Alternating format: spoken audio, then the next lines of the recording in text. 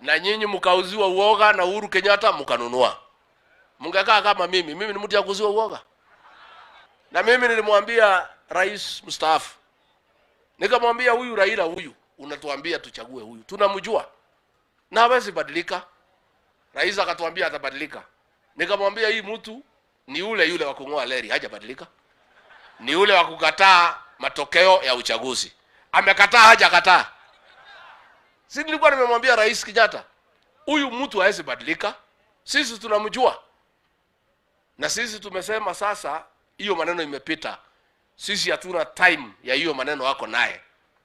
Lakini huyo mzee wa Azimio ametukosea. Juzi ametukosea sana. Amechukua rais wetu Uhuru Kenyatta. Yule sisi tulimpenda, tukamchagua, akakuwa rais, amiri jeshi mkuu wa majeshi yote ya Kenya, mzee wa heshima, akamchukua juzi akaweka juu ya lori. Mliona? Mliona amemweka juu ya lori?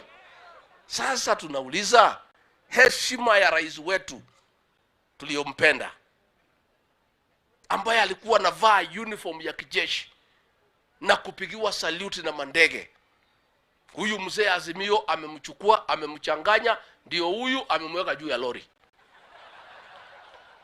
Sasa mimi ninaogopa na mimi ninaona haya. Sababu mimi nampenda Rais Uhuru Kenyatta. Hata kama alituhangaisha tunamheshimu. Ni rais wetu. Tulimpenda. Ni mzee wa jamii yetu. Ni kiongozi wa kitaifa. Rais amempatia mamlaka kubwa ya kusunguka Afrika kuleta amani.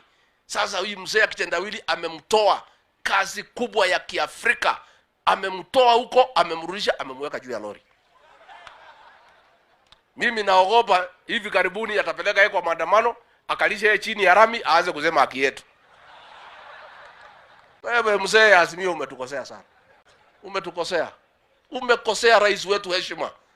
Uhuru Kenyatta rais wetu ambaye tulimpenda, tulimchagua, tunamheshimu. Rais William Ruto amempatia heshima, amemtafutia kazi kubwa kuzunguka Afrika, kuunganisha manchi na kuleta amani ya Afrika. Wewe umemchukua, umemchanganya, umempeleka Kisumu ati juu ya lori. Sasa wewe, si hapo ni aibu? Si ungetaka rais wetu aheshimike? Tungetaka rais astaafu vizuri, akae na heshima, amiri jeshi mkuu, rais wa Kenya, amepewa kazi ya Afrika, aende Kongo, aende Ethiopia, aunganishe Afrika na akae na heshima ya rais ambaye amestaafu. Hiyo ndio ombi letu.